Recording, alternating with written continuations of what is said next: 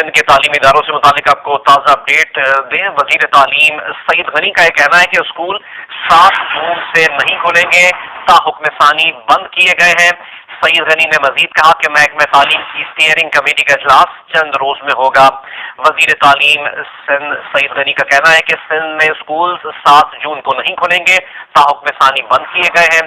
سعید غنی نے مزید کہا ہے کہ محکمہ تعلیم کی اسٹیئرنگ کمیٹی کا اجلاس چند روز میں ہوگا۔ اجلاس میں کورونا صورتحال کا جائزہ لیا جائے گا۔ اجلاس میں تعلیمی ادارے کھولنے یا نہ کھولنے کا فیصلہ کیا جائے گا۔